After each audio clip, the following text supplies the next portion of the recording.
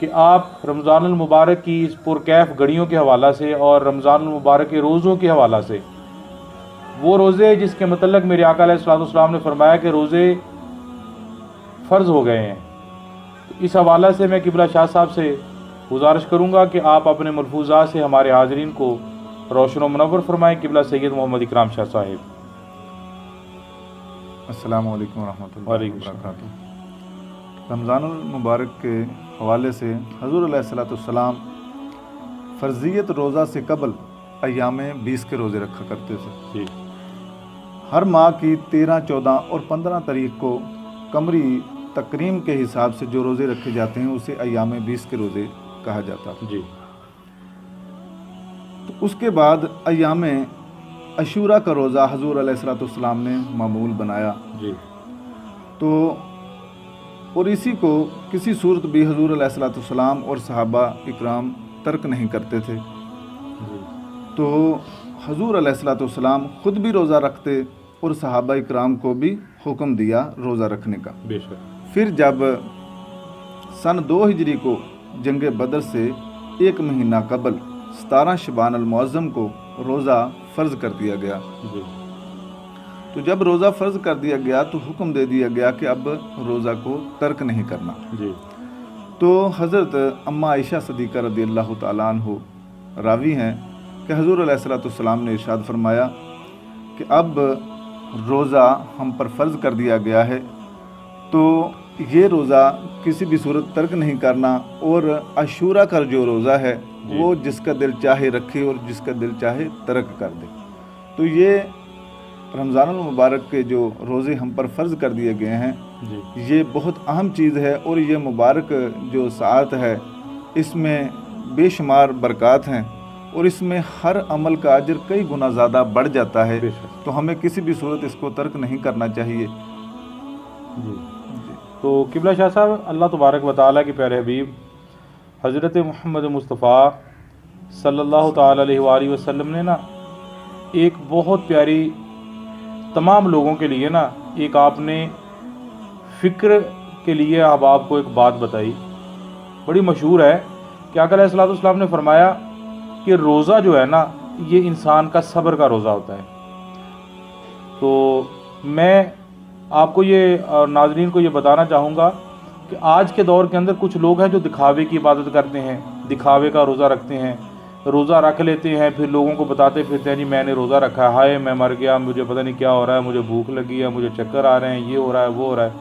تو آقا علیہ السلام نے فرمایا جس نے روزہ رکھا اور روزہ رکھنے کے بعد صبر کیا، بے شک اسے کوئی بیماری کا ہی اندیشہ ہو جائے کہ میں وہ بیمار ہونے لگا، مجبوری کے طور پر تو بندہ بتاتا ہے نا کہ میرے ساتھ یہ معاملہ ہے۔ ایک لوگ ہوتے ہیں ویسے ہی لوگوں کو بتانا شروع کر دیتے ہیں، ہائے مجھ سے چلا نہیں جا رہا، اب میرا پتہ نہیں بلڈ کم ہو گیا ہے، وہ لیٹا رہتا ہے سارا دن۔ تو ایسے لوگوں کے لیے آقا علیہ الصلوۃ والسلام نے فرمایا کہ جو دکھاوا کرتا ہے نا، اللہ تعالیٰ نے قرآن مجید میں ارشاد فرمایا ایسے لوگوں کی عبادتیں، ریاضتیں، ثقافتیں جو ہیں نا اللہ تعالیٰ قیامت کے روز ان کے منہ پہ دے مارے گا۔ بے شک بے شک۔ تو روزہ جو ہوتا ہے یہ ہاتھ کا بھی روزہ ہے، روزہ زبان کا بھی ہے، روزہ آنکھ کا بھی ہے، روزہ انسان کے ایک ایک جسم کے ایک ایک حصے کا روزہ ہے۔ بے شک۔ روزے سے مراد یہ ہے کہ انسان کو پھر ہر چیز سے بچنا ہوگا، ہر اس فعل سے بچنا ہوگا جس فعل کو ہمارا رب پسند نہیں کرتا ہے۔ یعنی کہ یہ روزوں میں نہیں، روزوں کے باقی زندگی، آئندہ زندگی بھی جو انسان کی ہے نا، ان ساری زندگی میں انسان کو ہر چیز سے بچنا پڑے گا۔ تو قبلہ شاہ صاحب آپ ہمیں روزہ مبارک کے حوالے سے روزے کے مہینے کے بارے میں بتائیں کہ رمضان المبارک کی کیا فضیلت ہے۔ جیسے مشہور ہے کہ رمضان المبارک کے پہلے عشرے کے اندر سیدہ فاطمہ الزہرا کے حوالے سے یا کچھ گفتگو فرما دیں، یا پھر اس کے بعد رمضان المبارک کے 3 عشرے ہیں، ان 3 عشروں کے نام کیا، کون کون سے ہیں، کیسے کیسے انہیں یاد کیا جاتا ہے، یا پھر یہ بھی بتا دیں ہمیں کہ رمضان المبارک کے آخری عشرہ کے اندر لیلۃ القدر کی ایک رات آتی ہے، قرآن مجید کا مکمل ہونا، نازل ہونا، اس حوالے سے جو بھی آپ بہتر سمجھتے ہیں ہمارے ناظرین کو بتا دیں۔ دیکھیں جی، رمضان المبارک کا یہ جو مہینہ ہے یہ بہت ہی عام ہے۔ اللہ تبارک و تعالیٰ سے انسان کا کیا رشتہ ہے اور اس کو کیسے پختگی ملتی ہے، اور اس پختگی کو قائم رکھنے کے لیے دیکھیں نا کہ جب انسان روزہ رکھتا ہے تو اللہ تبارک و تعالیٰ کا اور بندے کا جو رابطہ ہے، اس میں انسان کوشش کرتا ہے کہ جب وضو کرتا ہے اس وقت بھی، جب وضو کرتے وقت یہ ذہن میں خیال آتا ہے کہ ایک قطرہ بھی ہمارے منہ میں یا حلق میں چلا نہ جائے. جی اور یہ دیکھیں کہ اس وقت انسان یہ سوچتا ہے کہ میرا بھوک بھی لگی ہوئی ہے, پیاس جی بھی لگی ہوئی ہے, لیکن کوئی بھی ایسا کام کرنے سے گریز کرتا ہے کہ جس سے ہمارا اللہ تبارک و تعالی ہم سے ناراض نہ ہو جائے. جی تو اس بات کو مد نظر رکھتے ہوئے انسان یہ کوشش کرتا ہے. حالانکہ یہ دیکھیں کہ جب رمضان المبارک کا یہ مہینہ گزر جاتا ہے تو باقی جو ماہ ہوتے ہیں اس میں بھی وہی رب ہوتا ہے. جی اور رمضان المبارک میں یہ تقوی, یہ پرہیزگاری جو یہ روزہ ہمیں درس دیتا ہے, اس کو قائم ہمیں آئندہ مہینوں میں بھی رکھنا چاہیے. بے شک بے شک. اور یہی بات ہے کہ یہ اہم چیز ہے, اس کو ہمیں قائم رکھیں گے تو یقیناً اللہ تبارک و تعالیٰ سے جو ہمارا رشتہ ہے وہ قائم رہتا ہے, اور اس کی بڑی برکات ہیں جو ہمیں ملتی ہیں, اور اس کو ہمیں کسی بھی صورت ضائع نہیں کرنا چاہیے. یہ مبارک ساعتیں ہیں, مبارک گھڑیاں ہیں, اس میں جتنی بھی ہو سکے اللہ تبارک و تعالیٰ کی بارگاہ میں ہمیں جھکنا چاہیے, سجدے سجود کرنے چاہیے, ریاضت و عبادت کرنی چاہیے. تو یہی میں کہنا چاہوں ان گا. تینوں اشروں کے حوالے سے کو بتا دیں, پہلا اشرہ کون سا ہے, دوسرا اشرہ کون سا ہے, تیسرا اشرہ؟ یہ دیکھیں جی, پہلا اشرہ رحمت, بخشش اور جہنم سے رہائی, جی یہ تینوں اشرے ہیں. اور یہ ہر 10 دن کے بعد جو اشرہ تبدیل ہوتا ہے, اس میں جس طریقے سے بزرگان دین نے ہمیں بتایا ہے, ہمارے اسلاف نے بتایا ہے, علماء اکرام نے بتایا ہے, اس چیز کو مد نظر رکھتے ہوئے ہمیں یہ عبادت کرنی چاہیے. جی بے شک. تو یہ سامعین کرام حضرات, قبلہ شاہ صاحب نے بتایا کہ یہ 3 اشرے ہیں یہ رمضان المبارک کے, یعنی کہ 10 دن کا ایک اشرہ ہوتا ہے, پھر 10 دن کا دوسرا اشرہ, پھر 10 دن کا تیسرا اشرہ. یعنی کہ ایک اشرے کے اندر اللہ تبارک و تعالی انسان پر رحمت فرما دیتا ہے. انسان رحمت کا طلبگار ہے تو اللہ تعالیٰ فرماتا ہے کہ بندہ خدا میں نے تجھے یہ رمضان المبارک کی نعمت دے دی ہے, اس میں عبادت کر, اس میں روزے رکھ, قرآن کی تلاوت کر, اور جو بھی تو عمل کرے گا میں اسے بڑھا کر تجھے دوں گا. بے شک میرے ساتھ سودا کر لے. ایک عمل کر, اللہ تعالیٰ اسے بڑھا کر زیادہ دے دیتا ہے. 2 نفل پڑھتا ہے, زیادہ ثواب ملتا ہے. تھوڑی خیرات کرتا ہے, زیادہ اس کا اجر مل جاتا ہے.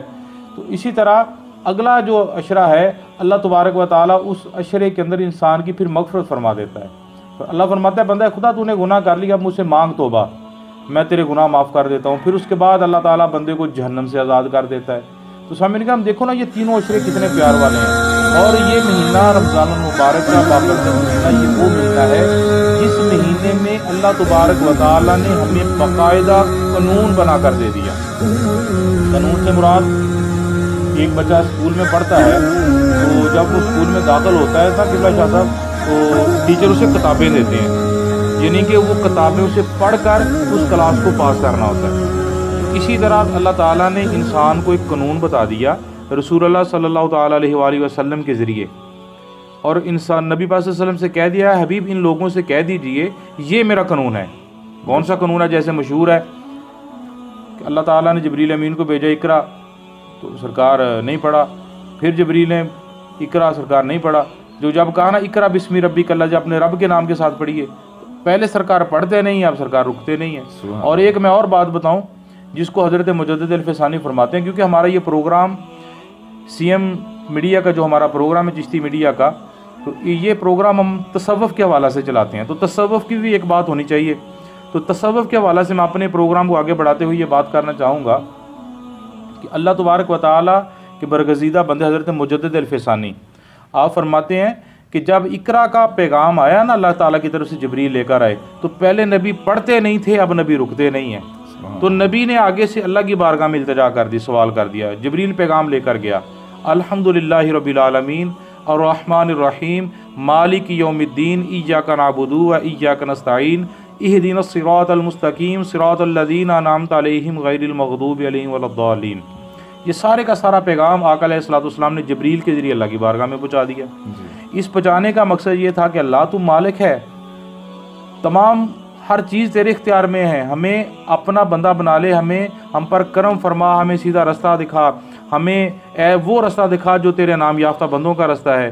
تو اللہ تبارک و تعالیٰ نے فرمایا کہ حبیب اگر یہ سارا معاملہ تم چاہتے ہو کہ یہ ہو جائے, تو پھر الف لام میم ذالک الکتاب لا ریب فیہ, کہ یہ وہ کتاب ہے جس کے اندر کوئی شک کی جگہ نہیں ہے. بے شک. یہ سارے کا سارا قانون حبیب میں نے تجھے عطا کر دیا. سبحان اللہ. جو بندہ اس قانون کے مطابق اپنی زندگی گزارے گا تو یہ وہی مہینہ ہے جس مہینے میں ہمیں قانون والی کتاب قرآن مجید مل گئی. دیکھیں نا قرآن مجید کو جہاں سے بھی پڑھے ہمیں نصیحت ملتی ہے. بے شک. دیکھیں ہم اگر گھر میں کوئی معاملہ بن جائے تو باپ کے بعد وراثت کی تقسیم ہے تو وہ بھی قرآن بتاتا ہے. گھریلو معاملے کے لحاظ سے طلاق کا معاملہ ہے وہ بھی ہمیں قرآن بتاتا ہے. کوئی قتل کر دیا جائے پھر بھی وہ قرآن بتاتا ہے. ہمیں نیکی کرنے کا طریقہ قرآن بتاتا ہے. انبیاء کی زندگی کے بارے میں دیکھا جائے تو قرآن بتاتا ہے. قرآن انسان کے لیے ایک اللہ تعالیٰ نے قانون بنا کر بھیجا ہے. تو یہ وہ مہینہ ہے جس مہینے کے اندر اللہ تبارک و تعالیٰ نے ہمیں ایک قانون جو تھا وہ 27ویں رات کو عطا کر دیا. بے شک. تو سامعین اکرام انشاءاللہ پھر ہم اگلے نئے پروگرام کے